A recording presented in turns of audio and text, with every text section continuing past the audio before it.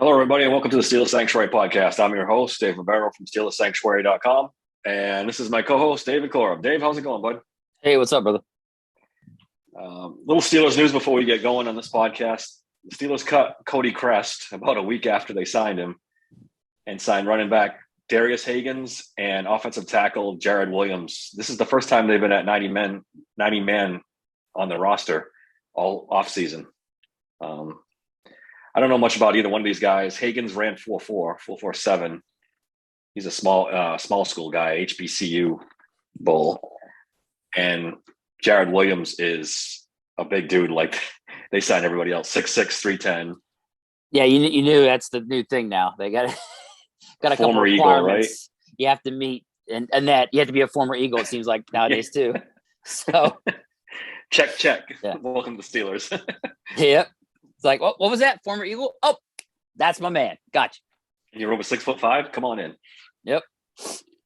That's about it. It's been slow news this past week. I wanted to talk to you about injured players and the Steelers drafting and signing injured players. It's kind of a big difference from what Kevin Colbert used to do, right? I mean, they never did this before. Never. No. And then now all of a sudden you've got Allen Robinson and Cole Holcomb, both injured, coming off surgery. And you draft Corey Trice and Darnell Washington, both red flag on the draft because of injuries. I like it. I don't mind it. I think maybe I don't know if I want to say why or who, but I think they've come to realize that teams often tend to go overboard on injury concerns with players. And I'm not saying that some teams are right. You know what I'm saying? Like, I think when it comes to players, especially in the draft, are you really going to chance, like, say, a first round, second round, third round pick on a player who maybe had a torn ACL or something that could be serious? Like we saw with Devin Bush, he was never the same again after his ACL tear, right? Yep. So Yep. It's one of those things. So there are some teams, a lot of teams actually, that apparently that you're off their board either completely or you're not going to be on their board in the first 3 or 4 rounds. They're not going to invest that kind of draft capital in you. Now with players that are, undrafted free agents this coming season, there's no gamble. There's nothing. Yeah. So, or say in this instance with Robinson, he's a veteran wide receiver that maybe they felt that they needed to get that veteran guy in there a lot more years than say Deontay Johnson's, because Deontay Johnson is still fairly young. Yeah. So maybe that was okay for them to take that chance, but yeah, I don't know, man. There's something to where it's like teams are either just a little too overboard with the paranoia of injuries, and that's helping teams like the Steelers now take advantage of that. Yeah, I think the Steelers are one of those teams under Kevin Colbert. Like, he didn't like to touch injured players at all. If you want to talk about the biggest difference between Colbert and Omar Khan, it looks like it's the injury thing. Like, yeah. He's willing to roll the dice a little bit more I think it's a good thing. I mean, getting Darnell Washington in, what was it, the third round? That's a second round, right? Third round. Yeah. That's great value. You don't want to keep passing up on him because there's injury concern. Just roll the dice, see what happens. I mean, It's a little risky. I mean, but at the end of the day, if you want to hit some home runs, you got to take some risks. Well, with Darnell Washington, it was like the kid played. Yeah. I don't know if anybody would really ever be able to explain. He got drained. He had his knee drained once, if I remember correctly. Yep. And that was it. Like, there was no major injuries. So it really, I don't know. I don't know if people looked at his frame and his build and just thought those knees are not going to last. I don't know, but I want to thank them. Thank you. Yeah, absolutely.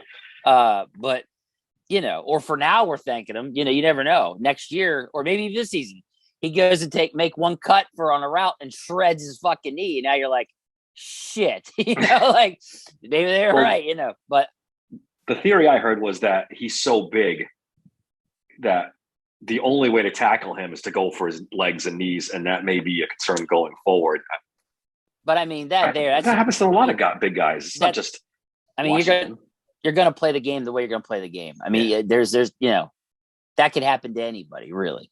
But I mean, I do get that. That's true. The guys are gonna go low to cut him out, to take him down. That's the only way you're gonna take down that dude. He's a big dude.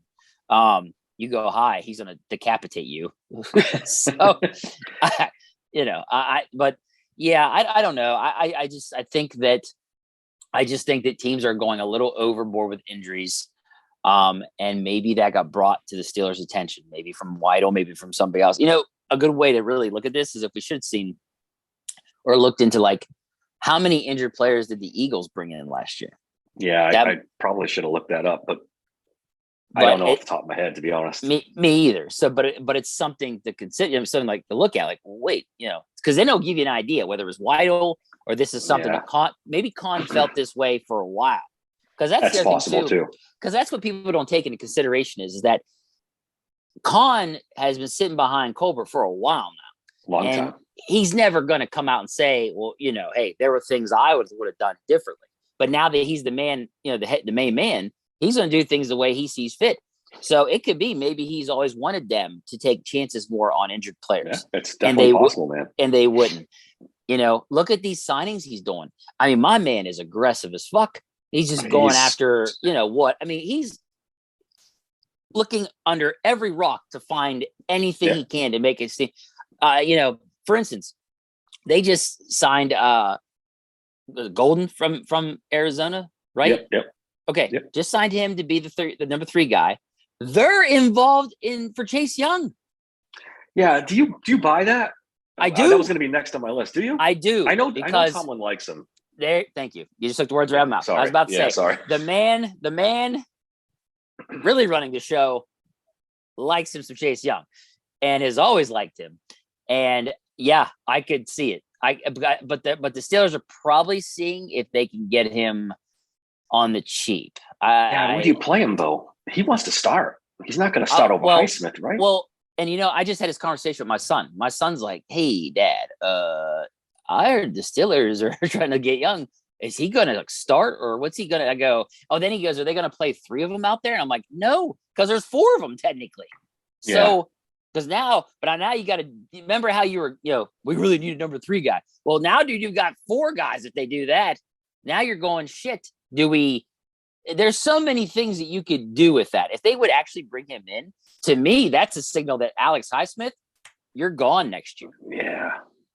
I mean, if they could do that, right. if they get him on the cheap, because they haven't made a new deal yet. Now they're talking, right? We know they're talking. They're talking about, but if it's stagnant and they can snag him on the cheap, or when we say cheap, I'm not saying like a 6th, 7th rounder. I'm saying say they only have to give up we'll say 4th, just somewhere in the middle, right?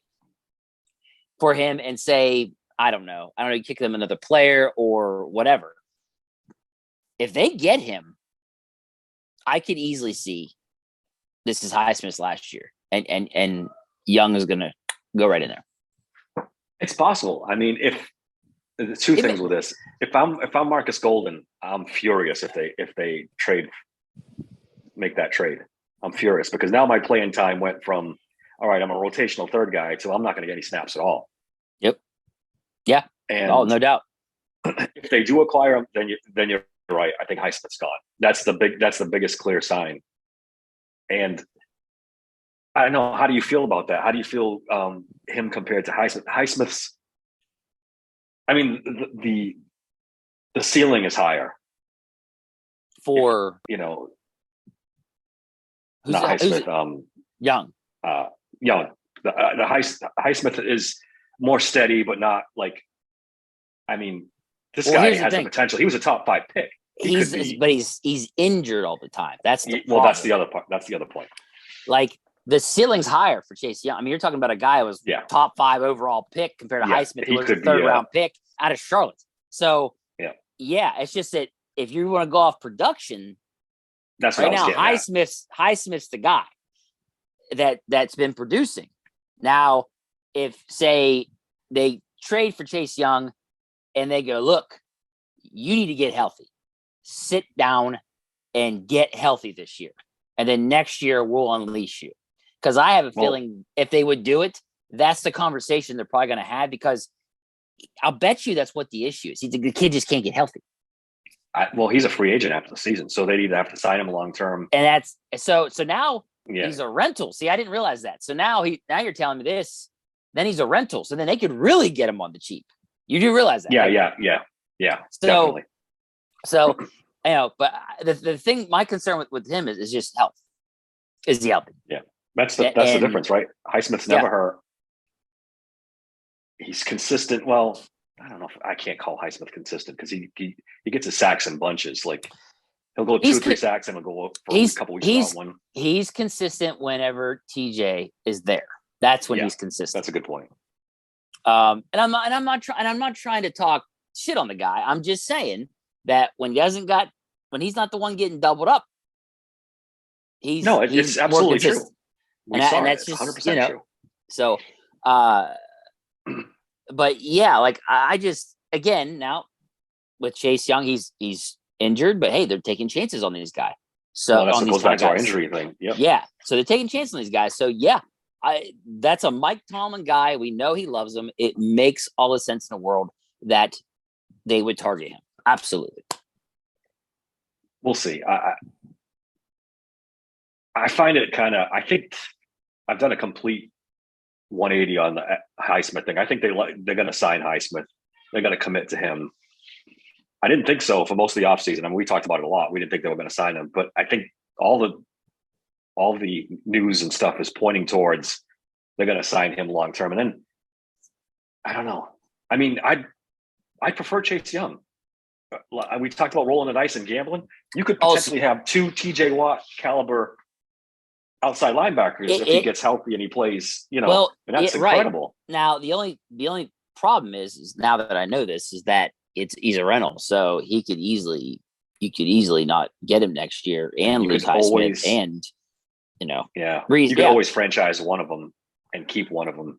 Like I said, try to work out a long-term deal.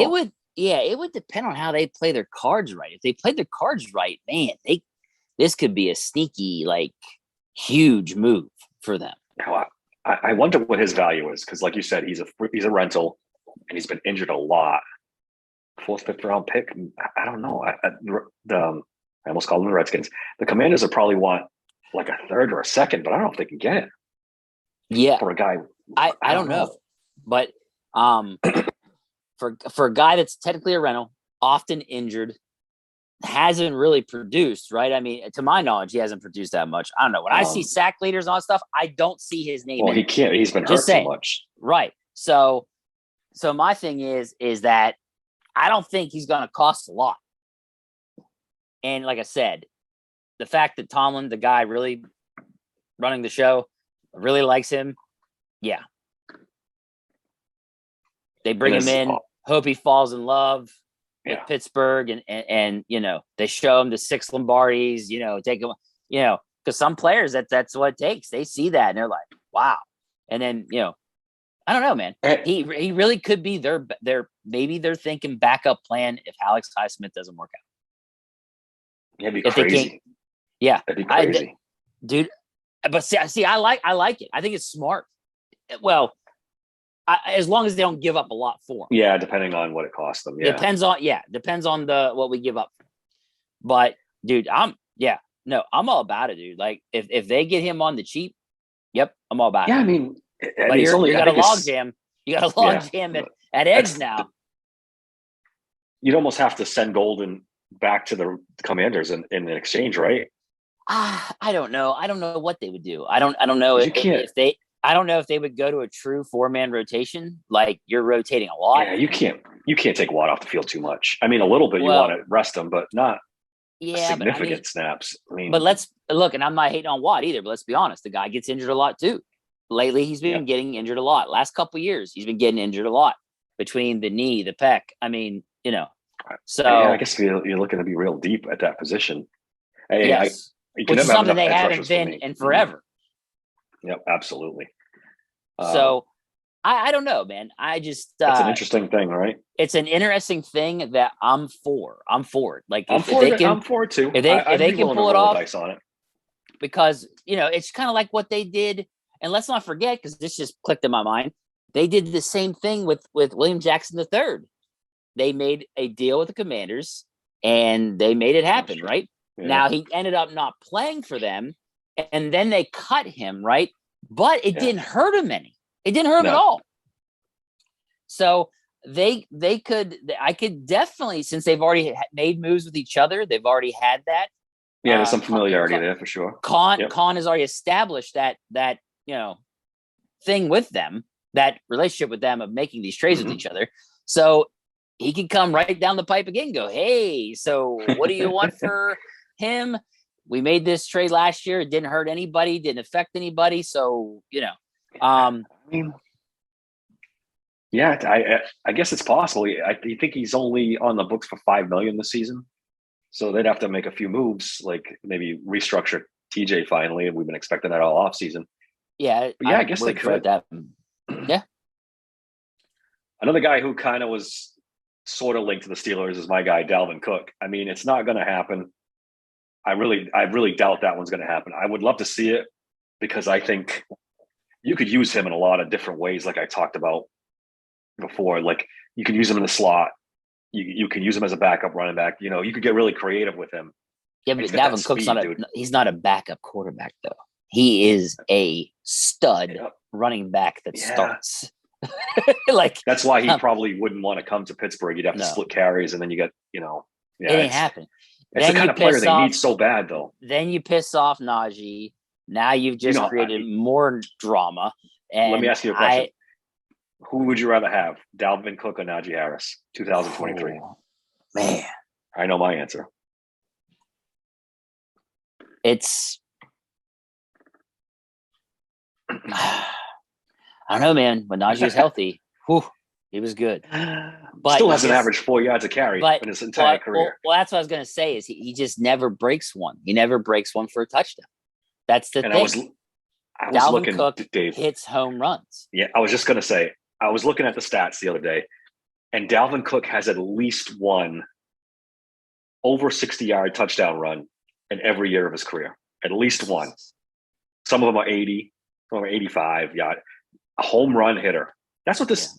Honestly, that's what this offense is missing. They've got everything else. They fixed their line. What year is Dalvin Cook in? Is this like only his sixth year? Fifth? He's not 30. Because he's young. I think he's 26, 27. Yeah, he's young. He's not an old guy. People I don't know why the forget Vikings want to get rid of him. Well, people forget that he tore his ACL, I think, his rookie season. Yeah. And then, but that wasn't that long ago. That was only like 4 or 5 years ago. I get, you don't want to sign running backs long term and all that, but the Vikings have him under contract this season. Just play him out. If he gets hurt, he gets hurt. I mean, you're not losing anything. I wonder how much you want, though. That's the problem too, Dave. Like he's going to want. Well, if he gets cut, then you got to sign him. Yeah. Well, there's all kinds of rumors he wants to go to Miami because he's from Miami and a couple other. It's not going to happen, but it would be. I really think that's the only thing this offense is missing, is a running back with real speed. That can take some, take a couple to the house and make it a little easier on the offense and Kenny Pickett. The thing is, this is just a luxury signing, though. That's all this is a luxury signing. You'd have to, like I said, you'd have to get creative. You have to use him like as a receiver, as a slot guy. You can't just sign him and have him be third string running back. That's not worth it. Or vice versa. You bump Najee out because Najee's got good hands. Or usually that's true too. I'll put it that way. I just Warren's so good. I don't, Warren. Yeah. Unfortunately, they're deep at running back, but no one with that breakaway. I know. I get it. I get it that it's hard to not want that. I don't think it's going to happen. I'm on record. I'd be absolutely shocked if they actually. Yeah. From what I've read, they're in on Chase Young. They're not in on. They're not trying to sign Dalvin Cook. I think it was Joy Taylor who said it on her Fox show that the Steelers are one of the teams that should be interested. She's a Steelers fan. I don't know if you. Somebody did write an article. They should be interested. Yeah, it was her on her TV show. I mean, I just, I agree, but I it's don't not see going to happen. them. Yeah, I just don't see them wanting to spend the money. I don't. All right, one more thing before we get to our main topic. Colin Cowherd, I I really don't like him too much. I don't like his show, but I do agree. This is like the third year in a row he's brought up this point, and I think I kind of agree with this one. He said that defensive coaches don't win Super Bowls. He said they focus Not too much anymore. on not anymore. The last 10 years, they focus too much on defense. They spend too much cap money on defense, and inevitably they don't win big games. So I looked back at the last 10 Super Bowl winning coaches, and it's only two defensive coaches: Bill Belichick, Seattle. Yeah, Pete And Carroll Belichick. and Bill Yeah. Belichick. Yep.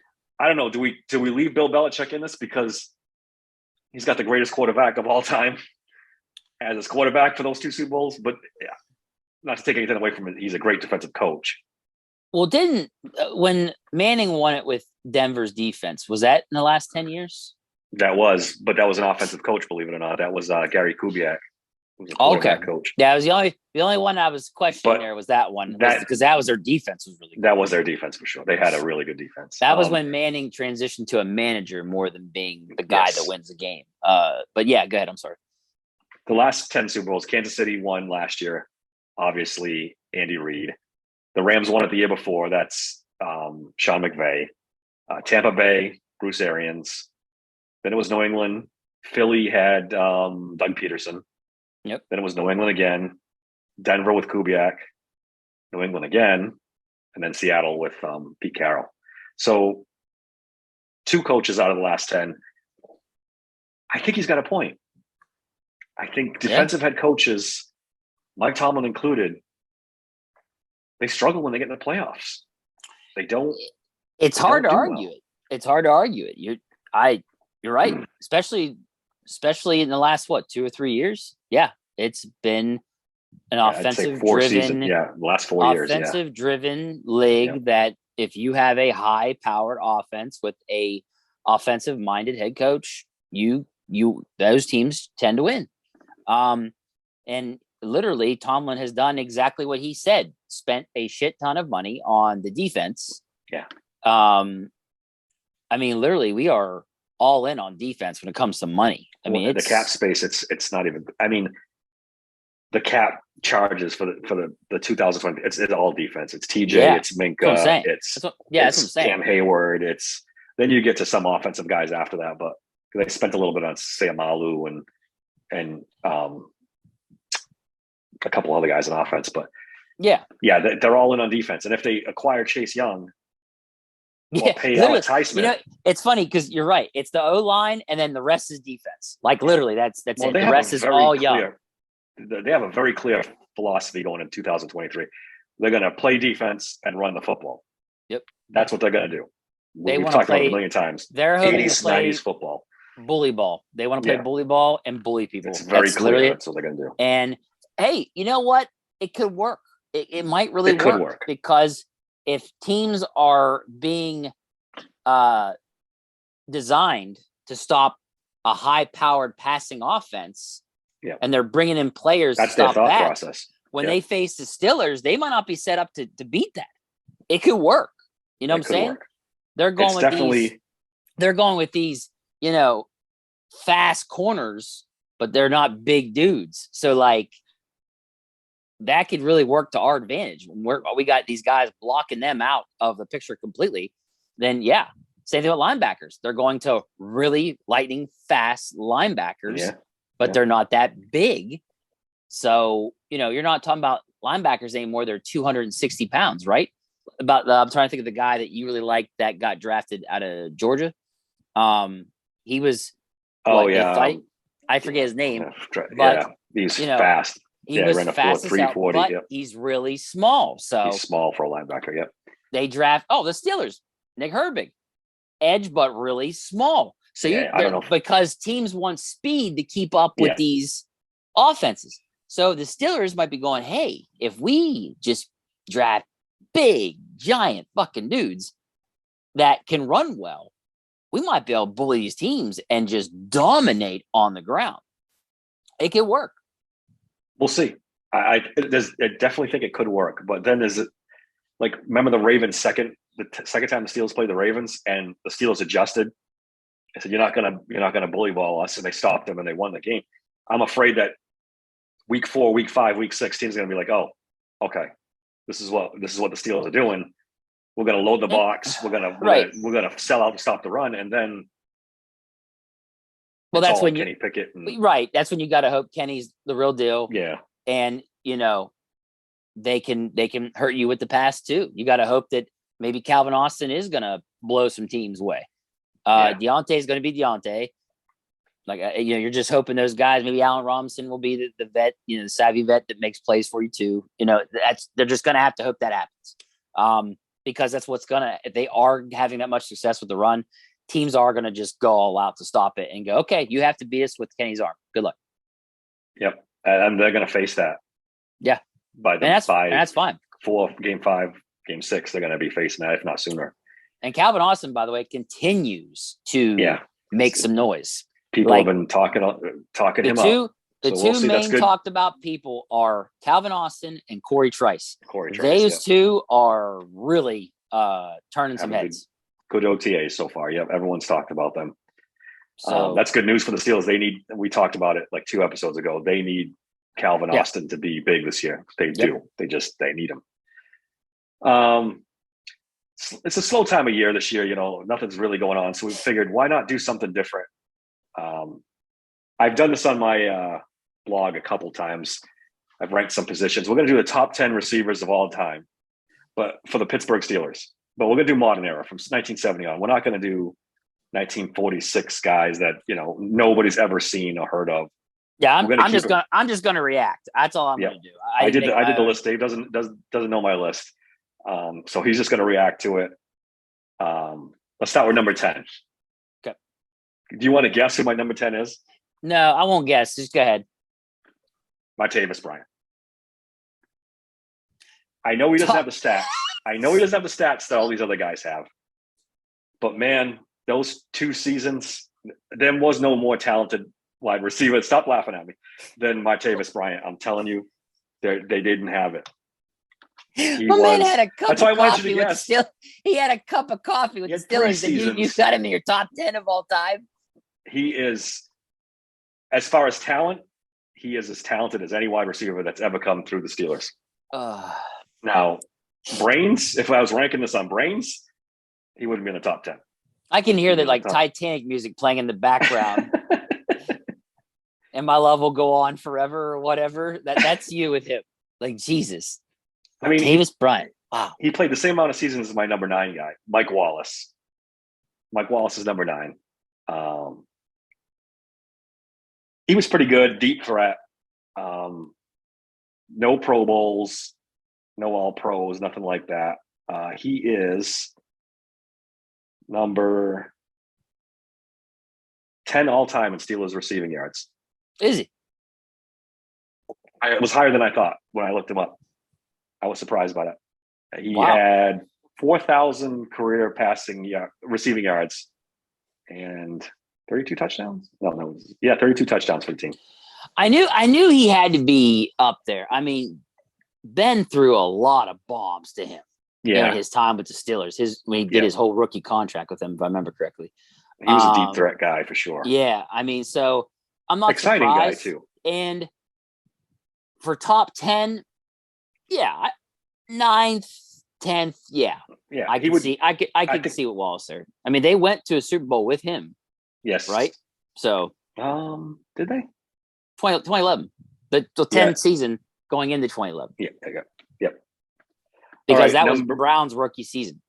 That's right. And Pouncey's. Man, what a fucking draft by Steelers. Got Pouncey. I just realized they got Pouncey and Brown in the same draft. Holy shit. Anyways, go ahead. That's crazy. Number 8, this is probably before your time, but I do remember him playing. Louis Lips. Yeah, I figured he'd be on your list. He is 5th all time in receiving for the Steelers. 6,000 yards and 39 touchdowns. Good player. I mean, I remember him from the 80s. He was really good. I really liked watching. He was the only good player on those 80s teams. Let's put it that way. The only good player. I was a little baby, so yep, didn't quite catch that. But yeah, no, I figured he'd be on your list because I know that he was a hell of a wide receiver for them in the 80s. Let's see. First round pick. He was a 2-time All Pro and a 2-time Pro Bowler. So not bad. Pretty good player overall. My 7th wide receiver is Yancey Thigpen. Do you remember him? Oh yes, I do remember Yancey. He was one of my favorite receivers during I was sad when he left and went to Green Bay. He was one of my favorites during that Cowher era when they went to the Super Bowl. And yeah, I really enjoyed Yancey Thigpen. He was the best out of those guys for sure. Yeah, that late 90s era, that middle to late 90s. Yeah, he was good, man. Like I said, I was sad when he left. He went to Green Bay, and then I think that next year, if I remember correctly, he caught the winning touchdown to beat the Steelers. He went to the Jets, didn't he? No, I thought he went to Green Bay. I could have sworn he went to Green Bay. You'd have to look it up. Yeah, I'm looking at him right now. He went to the Jets. Went to the Giants. He went to the Giants, then the Jets. I'm sorry. Wait, he never went to Green Bay? I could have sworn he went to Green Bay. Man, who am I thinking of then? I could have sworn it was Green Bay. Because I could have sworn he caught a winning touchdown against the Steelers. And I was like, what sucked about it was that they lost him, and now he comes back and scores the winning touchdown against them. Just to go back, Yancey Thigpen is 15th all time in Steelers receiving yards, and Burris is 9th. Burris had 4,200 yards and 23 touchdowns. I thought he had more touchdowns than that, but he was a big guy, 6'5". Is that your next one? Yeah, Plaxico Burris is 6. Yeah. Okay. Yeah, no, that makes sense. He's got no Pro Bowls either. I was just looking him up. No Pro Bowls, no. He was 8th overall pick by the Steelers. Yeah, out of Michigan State, right? Yes. Man, how do I remember this stuff? I don't. Yeah. Wow. Okay. It's pretty good. Yeah, I don't know how. I just there's things flashbacks back in time I remember specifically, and that was one I remember. They drafted a really tall wide receiver out of Michigan State. That was what I remember. Plexico might not 15th all time receiving, but like I don't know how to put it. Like he was just one of those guys that was so hard to cover because he was so damn big. No, he was 9th. It was Thigpen that was 15th. Oh, okay. Well, then that makes sense for the Steelers. Yeah, I'm just saying, like he had gray hands, big dude. Big dude. Oh man, fun to watch. Exciting. Yes, exciting. Yes. Had some speed. Made it easier on the quarterback. Just put it up there and let him go up and get it. Like Chase Claypool was supposed to be. Exactly. That's a good comp. That's what they thought they were getting with Chase Claypool, and they did not get it. You're absolutely right. Nope. All right, top 5. Number 5, Santonio Holmes. This is one of my all-time favorites. That Super Bowl he had was ridiculous. It was. He won the Super Bowl MVP. I was heartbroken when they didn't re-sign him. Well, they traded him, right? They traded him to the Jets. No. You gotta remember, they traded him because he popped positive for pot. Yeah. And this is back when they were like hardcore serious about that stuff. Yeah. And he popped positive. And then they're like, nope. And they traded him. And there might have been another issue too. I can't remember. He had some off the field stuff for sure. Yeah, they were worried about him. Yeah, there was 1 to 2 things that happened, but one of them was he popped positive for pot, and so they're like, all right, you're gone. They traded him because back then they were real strict about that shit. Yep, I will never forget that Super Bowl. He is. Oh, it was incredible. Super Bowl MVP. That drive, he was just that last drive caught everything. Insane. Like I don't even. It's just insane. I mean, he rose to another level to help that team win that game. I mean, literally just took his game to a whole nother level for that drive to help them win. He was the epitome of clutch on that final drive. Just incredible. Absolutely. All right. Number 4, we're getting into the meat of it now. I went Hines Ward here. Okay. Yeah, I kind of have a feeling like I know who like your top, like around top 4 were going to be, and I figured Ward would be one of them. Absolutely. I mean, this guy was a little bit of everything. He was the toughest blocking wide receiver in Steelers history, in my opinion. I mean, they made a fucking rule over him. The Hines Ward. Yeah, the blocking, man. the block. Yeah. He was another level blocker, man. What's it called? The something back block. I can't think of what it's called. Oh, I know. Crackback block. Crackback block. Yep. But yeah, dude, I just the toughest son of a bitch on the field at wide receiver position. You came across that field, you better have your head on a swivel because man, if he was blocking, he would crush you. He got the Ravens safety there. What was his name? The guy that's the all-pro safety. He got him a couple times. He knocked him out one time. Why am I forgetting his name? I'm blanking it too, but Hines Ward, 2-time Super Bowl champion. Ed Reed. You're talking about Ed Reed. Yeah. He knocked him out one time. Cleaned his clock. Like I said, the block, he broke Keith Rivers' jaw. Yeah. That's why they changed the rule. There were a couple others. I mean, he really knocked some dudes out. I mean, he's got a Super Bowl MVP. He was all Pro Bowl 4 times. Leading receiver in Steelers history. I'm not surprised. Yeah. 12,000 yards for the Steelers. Yep. Played a long time, but he was really good. Yeah. His career really took off with Ben. Yep. Because you got to think about it. Before that, you got Maddox and Stewart and I'm not trying to be mean. I'm just being honest. They weren't Ben. No. So and you got to remember they were more of a running team then in those eras, anyways. So they didn't become a passing team until Ben came there, and not even in his first year. The next year, the 2005 years, and they started letting him sling it. But his career as soon as Ben got there, it took off. Yep. Because it's when you got Mike Tomczak thrown to you at your rookie year, I think not going well. Yeah, the Steelers struggled with quarterbacks till they got Ben. And I remember that time frame where it was like a competition between Tomczak and Cordell Stewart. And you're just like, good Lord, this is awful. Cordell Stewart in 2023 would have been a superstar. Yep. He was just born too early. Agreed. He had the speed. He had speed. He was a great athlete and a pretty good quarterback too. He just wasn't as accurate as they needed him to be. But like that 2001 season, he was very accurate. And that was why they went clear to almost the Super Bowl. Yeah. Yeah, he was a good player, just out of time. Wrong time period. Where are we? Number 3. This is where it gets tough. I went with John Stallworth. Okay. Yeah, I knew him or the other. I knew him or the other one's going to be your top 3. So, or both. So yeah. 4-time Super Bowl champ, 3-time Pro Bowler, all the stats you could ever want. 8,000 career receiving yards for the Steelers, 3rd all time. That's 8,000 in an era where they didn't throw the ball. They didn't pass. They didn't throw. They threw a little bit in Terry Bradshaw's last couple seasons. They started to open it up. He had 63 touchdowns in his career, which is crazy. Yeah, it's impressive. Awesome guy. I mean, I know even for me, I'm older, like I'm 52, and I barely remember the last Super Bowl. Like I was 9, 10.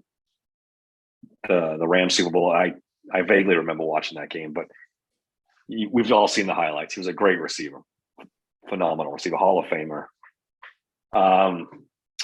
Number 2, this was tough for me. This was tough. Okay. I went Antonio Brown 2. Okay. And I went 2 for him because he never won a Super Bowl. Yeah, I had a feeling that that would probably be a deciding factor. Like I get it. I really do. I mean, he was. I mean, I know a lot of people in Pittsburgh can't stand the sight of Antonio Brown, but man, we all loved him when he was playing. He was the best receiver in football for a good 5, 6, 7 straight seasons. Yeah, he was literally the best wide receiver in the league. Like, in the league, incredible. Yeah, some of the catches he made. I mean, 7-time Pro Bowler. Just 12,000 yards receiving for his career. Does he get to the Hall of Fame? I mean, he should. He should, right? But I don't know how. I don't know how he does. When you go 6, 7 years straight being the number 1 wide receiver in the league, he was. Let's be serious. You should be in the Hall of Fame. Now, like you said though, hey, no rings. I mean, That's why I dinged him on. So then it becomes, is he a first ballot Hall of Famer? To me, he's a first ballot Hall of Famer. I agree. I think so too. I think that the stats are there. It's to me, it's no different from Dan Marino, right? Dan Marino didn't win a Super Bowl, but he was a hell of a fucking quarterback, right? Yeah. The stats don't lie. So, but look, Antonio Brown's done a lot of shit, He's burned some bridges. Yeah. For sure. So I don't know how the writers, like whoever decides, I don't know. He won't be a first ballot Hall of Famer, I don't think. They're going to hold him against him. He'll get in eventually, but he's second all time on the Steelers in receiving. Somebody yards. literally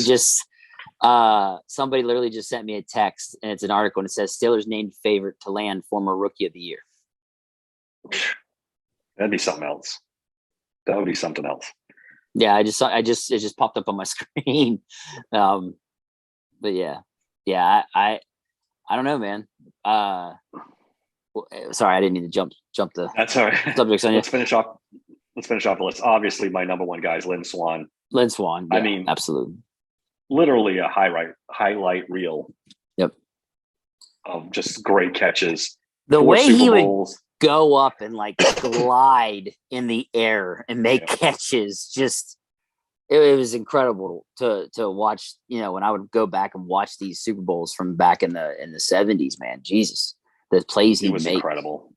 It was incredible. I mean, he's only sixth all time for receiving yards, but again, we got to remember it's a different era. They didn't throw the ball that much. Well, it was funny because when you watch it, there's plays where it literally looks like Terry Bradshaw goes, "Fuck it, Lynn Swann's down there somewhere," and just heaves that thing, and you're like, "Wow," Let's be honest. That was a big part of the Steelers' offense in the late 70s. Was just Lynn Swann and John Stallworth chuck the ball as far as I can. Terry Bradshaw had a great arm, and those guys were fantastic. I would venture to guess that there isn't another franchise with this much talent at the wide receiver, like 9 deep of really, really good players. Like in the top 5 are just phenomenal. The Steelers have had great receivers over the years. Yeah. Would you change any of these? Would you have Antonio Brown first? Would you have John Stallworth first? I mean, you can make an argument for him too. He played longer. Stallworth played longer. If you're going strictly off stats, then I would think Brown be number 1.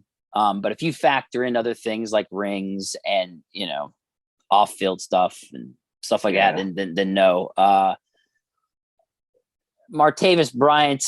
I mean, after 9, I'm going to be honest with you, dude. Who would you put? Well, it probably got tough. Yeah, I know. That's what I'm thinking. I'm like, God, like who do you pick? I wrote a couple. Like you have Manny Sanders. Okay, I mean Antoine Randall L. Yeah, no, Juju? like Deontay. No, like I. Let me scroll up this list a little bit further. I mean, Charles Johnson. Remember him?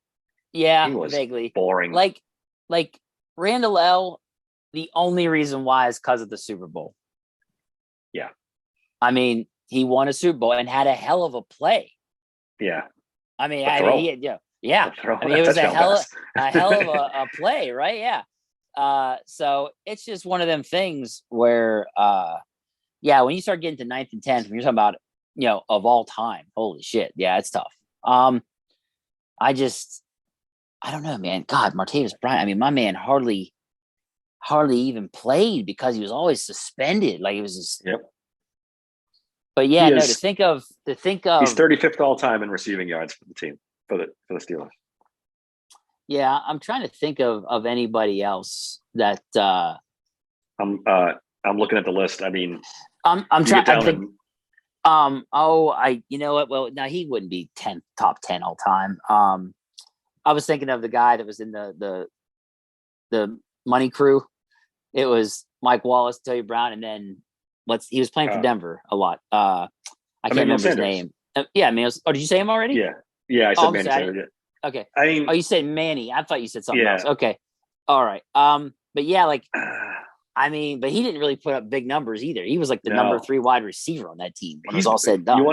You want to know something? Chase Claypool had more receiving yards for the Steelers than Emmanuel Sanders. I'm not surprised. Like I said, he was by like 14 yards. He was number 3 on that team, basically, when those guys were all out on the field.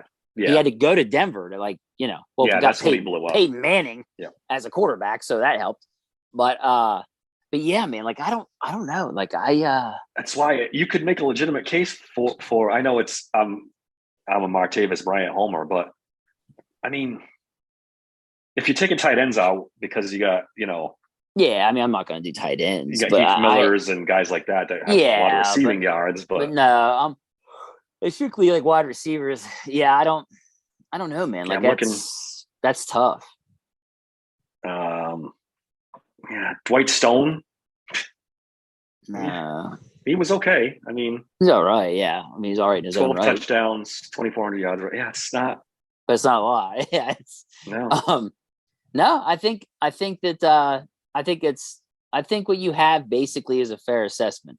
Ernie Mills. There you go. That's a good one. He had 2,000 yards receiving. Compared to Martavis Bryant. He's got 80 more yards receiving than Martavis Bryant, and 2 less touchdowns. Oh, Martavis Bryant had 17 touchdowns in 3 seasons. Jesus, it's crazy, man. It's ridiculous. It breaks my heart, man. It really does.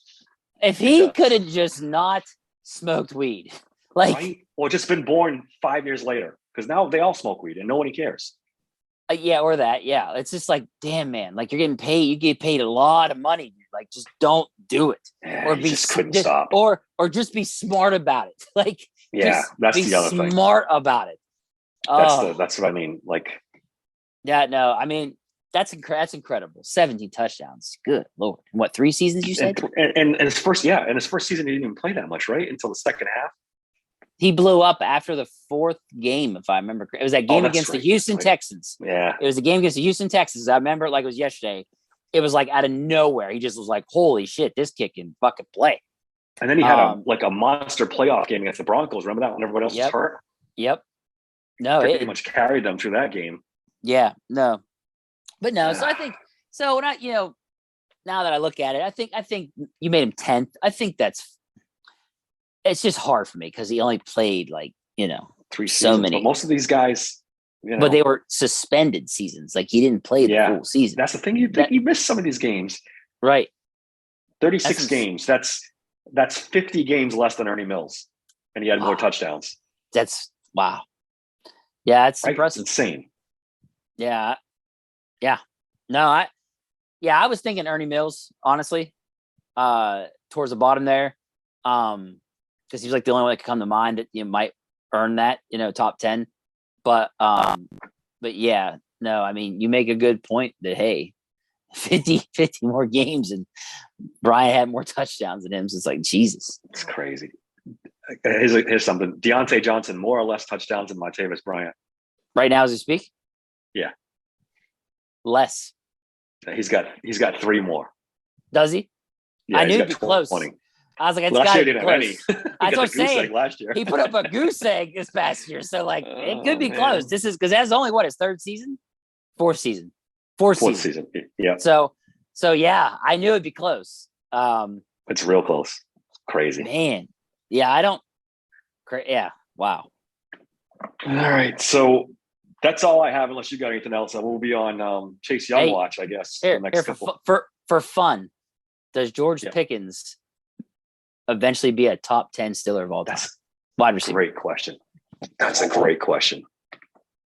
Does Deontay or George Pickens, either one? Yeah.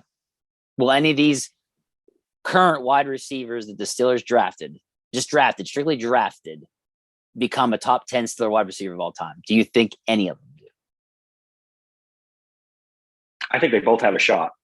Yeah. If Kenny Pickett's the real deal. Yeah, I think so too. Because there's rumors the offense is going to look really different. Have you been hearing this? Yeah, I'm the old I'll believe when I see it routine with Matt Canada. I know, but people are really, I mean, maybe they're pro-Canada people. I have no idea, but I'm just telling you. I don't know if there is any pro-Canada people, dude. When I say that, I mean like the teams got their people to put stuff out Yeah, there. yeah. So Absolutely. Good. That's a good point. That's a good the point. Steelers are good at that. They got their guy. I'm Yeah. not gonna throw any names out there, but I'm just saying Yeah, we there's know. some guys out there We know. very very pro Steelers, if you get what I'm saying. That's a very good question, Dave. I'm glad you thought of that. I mean, George Pickens has all the talent in the world to be top 5, right?